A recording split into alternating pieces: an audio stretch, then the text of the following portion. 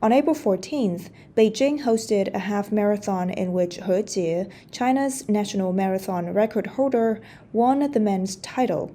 However, the legitimacy of his victory quickly came into question. The race began at Tiananmen Square and finished at the Celebration Plaza in the central area of the Olympic Park, featuring both men's and women's half-marathon categories. With 20,000 participants and a top prize of 40,000 yuan, which is approximately 5,526 US dollars, the event was highly competitive. He Jie took the championship with a time of 1 hour, 3 minutes, and 44 seconds, but the race was overshadowed by significant controversy. Allegations surfaced that 3 African competitors seemed to escort He Jie during the race. One of these runners reportedly guided He to the direction of the finish line. Another explicitly gestured for him to take a position to his left for an easier finish, and blocked another African runner to let He pass first. In the final 100-meter sprint, these 3 competitors noticeably slowed down, aligning themselves as mere pacers behind He.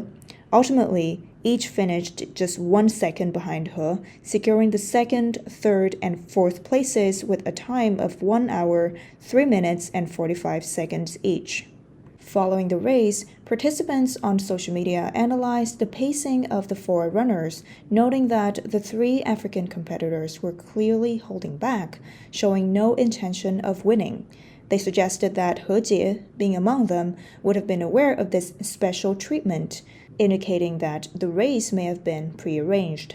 Comments on social media described the event as more of a staged race and joked that it would have been better if the 3 of them had simply carried a palanquin to escort He Jie to the finish line. Chairman of Ailong International Cultural Company in Beijing, Ailong cartoon Yu Jian, remarked, "The 3 African runners were very cooperative, but they kind of lack acting skills, considering they are not professional actors." As the event was gaining attention, more people in China began to investigate these 3 African runners, who were found to be from Ethiopia and Kenya. Willie Nangat from Kenya admitted that he had intentionally slowed down to let his friend He Jie win the Beijing half marathon.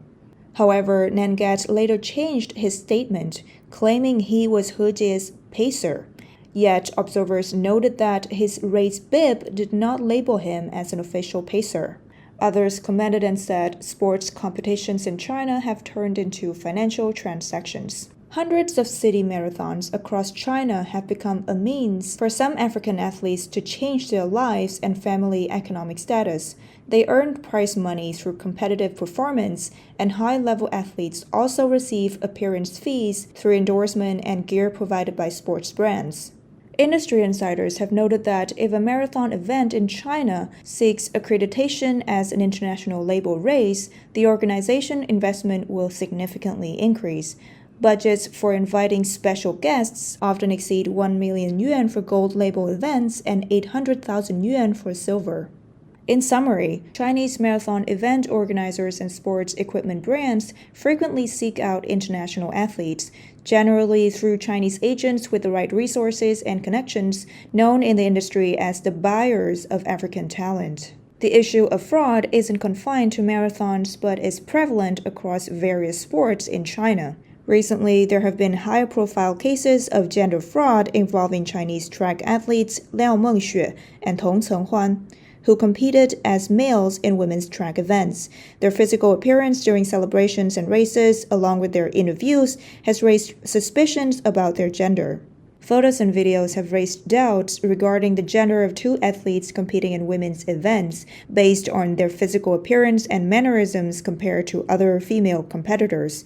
Observations from one athlete's interview further suggest inconsistencies. 顺利的完成了一个小目标吧。下一个目标就是争取能在明天的决赛中突围吧，拿到前10的资格吧。In the interview, the voice is distinctly male, with the person's appearance, physique, and voice all displaying characteristics typical of an adult male. This overt masculinity is under great scrutiny. Despite this, the 2 individuals have not publicly addressed the situation, and what happened after that have only reinforced beliefs that they are indeed male. According to reports, in June 2023, the Chinese Athletes Association conducted strict testosterone tests on female athletes mandated by the World Athletes Association to determine eligibility for competition based on international standards.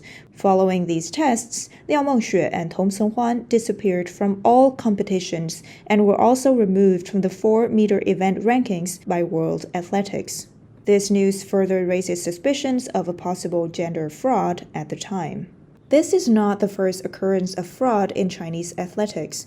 In recent years, Chinese billiards players have also tarnished the nation's reputation internationally. Reports indicate that in recent years, a major corruption scandal in professional snooker involved Chinese players Lian Wenbo and Li Xing, who were implicated in match fixing. They were subsequently banned for life by the World Professional Billiards and Snooker Association. Additionally, 8 other Chinese players admitted to misconduct and received bans ranging from 20 months to 5 years. Among those implicated, Zhao Xintong, a former British championship winner ranked 11th globally, received a ban of 1 year and 8 months, while Yan Bingtao, the 2021 Masters champion, was banned for 5 years. These incidents have caused significant embarrassment for China in the international stage. Chairman of the World Professional Billiards and Snooker Association, or the WPBSA, Jason Ferguson stated, "This has been a very complex case. It has been heartbreaking to see some young talented players fall foul of the WPBSA conduct regulations through pressure exerted by 2 senior players." He concluded, "I am pleased that the Commission found that they did not see from the present case any evidence of a wider culture of wrongdoing in snooker." One might raise a deeper question. Why are there so many instances of fraud in China? Experts suggest that the prevalence of fraud in China is due to the government's use of sports achievements as political propaganda to enhance its image of greatness. Unlike the general public selection process in other countries, China employs an elite cultivation system. In Western countries like the USA and UK, aside from a few commercially viable sports, most athletes are amateurs working in various industries, and they only train extensively during Olympic selections. In contrast, the Chinese government prioritizes Olympic victories, subjecting athletes to rigorous and sometimes brutal training from a young age, where their livelihoods and safety heavily dependent on the gold medal system. Moreover, the government mobilizes national resources, turning competitive sports into an industry. A few years ago, the statement "one gold medal costs 700 million yuan" highlighted the significant investments in athletes. Around 1.6 to 2 billion yuan was invested in 400 Olympic athletes for the Athens Olympics alone, translating to a direct cost of 50 to 60 million yuan per gold medal, not including early training costs. Reports indicate that with about 200,000 students in youth sports schools across China, each costing an average of 20,000 yuan annually, the cost amounts to 4 billion yuan per year. It takes 8 years to train an athlete, totaling 32 billion yuan. With China winning 50 gold medals in the 2008 Beijing Olympics, each gold medal cost at least 600 to a staggering 700 million yuan. Experts point out that leveraging the national treasury and resources for political propaganda is a typical approach of the Chinese government, with sports fraud being just one example of a broader pattern of deceptive practices throughout China's history. The Chinese Communist Party's narrative of the Red Army's Long March has had a significant impact on the youth. However, subsequent investigations by British journalists have revealed that the actual distance of the Long March was not the claimed 25,000 kilometers. Similarly, an American journalist, after examining the terrain of the Luting Bridge, found no evidence of the reputed heroic crossing, a claim later confirmed by former Chinese leader Deng Xiaoping, who admitted to the exaggeration of these events. Scholars have pointed out that the Chinese government's efforts to establish a false image of greatness have a profound effect. even to the level of controlling and enslaving people's minds. For instance, the titles to the above-mentioned half marathon champions and the female track champions are gained through improper ways and are intentionally promoted through extreme training in an effort to consolidate the power of the CCP. A retired professor from the University of California in Los Angeles has noted that these fabrications are propagandistically driven. However, treating propaganda as historical truth is indeed absurd. Overall, the methods of deception employed by the CCP may appear complex and difficult to discern, but they are actually quite straightforward.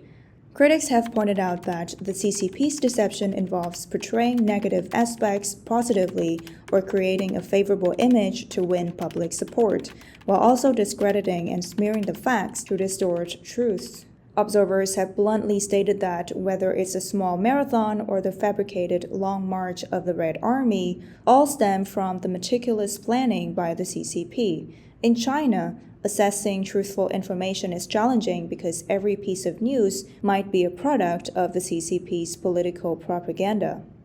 So what happens to athletes who have dedicated their youth to their country after they retire? Reports indicate that the majority of Chinese athletes lack employable skills, with many having only a fifth-grade reading level. The more fortunate ones might be able to secure coaching positions. Most, however, end up as laborers, salespeople, or security guards. Gymnastics champion Zhang Shangwu, born in 1983, started gymnastics at age 5 and joined the national team at 12. He won the rings event at the 21st World University Games in 2001 and the men's gymnastics team championship. After leaving the national team in 2002, he retired in 2005 due to Achilles tendon ruptures and lacked a stable income source. He ended up having multiple stints in prison and selling performances and medals for survival in cities like Beijing and Tianjin. Liu Fei, a former world gymnastics medalist and 7-time national champion, faced unemployment after retirement, living in a cramped space and suffering from sports-related injuries. Her father had to work away from home to support the family and died in a car accident. The plight of Asia's top weightlifter, Tai Li, was even more tragic, winning over 40 national championships and more than 20 Asian championships. He died in 2003 from sleep apnea, compounded by poverty, poor lifestyle habits, and weighing over 160 kilograms. The New York Times reported former Olympic diving coach Yu Fen stating, "Athletes are unprepared to lead the sports system that has raised them." A slogan at the Shanghai Sports School reads, "Strive for excellence, compete for the nation's honor." For the Chinese Communist Party, sports are not about self-improvement or healthy competition. Instead, it's another stage where the party can proclaim its supreme global status, with athletes being disposable tools for the state. Many students at sports schools who fail to complete their education due to injuries are in the worst situation. They lack professional training and education and may also bear the additional burden of physical disabilities. According to China's Sports Daily, nearly 80% of China's approximately 300,000 retired athletes struggle with unemployment, injuries, or poverty. Many suffer from training-induced injuries and health issues. Insiders have disclosed that young female athletes are subject to verbal and physical abuse by coaches if they lose in competitions and are forced to take hormone products, leading to various health disorders like voice hoarseness, facial hair, and infertility. Jilin team weightlifter Dou Chunlan, a former national champion and world record holder, resorted to working in a bathhouse after retirement. She shared with the New York Times, "There are many athletes like me who never get the help. We are left uneducated, unable to have children, and destroyed in a system that told us it would take care of us forever." Other former champions find themselves in dire straits after their glory fades. China Youth Daily reported that former international marathon champion Ai Dongmei, driven by financial needs, decided to sell her 15 medals from her sports career. Within 2 days, hundreds of people have vied to purchase these medals, with some willing to pay as much as 5,000 yuan for a bronze medal. Ai Dongmei expressed deep regret for pursuing sports. Noting after 8 years that the honors belongs to the sports team, the prize money to the coach, but the injuries were hers alone. She lamented having neither money nor education and being left physically disabled, struggling even to afford milk powder for her child. These athletes sacrificed their health and even their lives for a medal, dedicating their best years to the government and their state, yet ultimately they received nothing but a lifetime of ailments.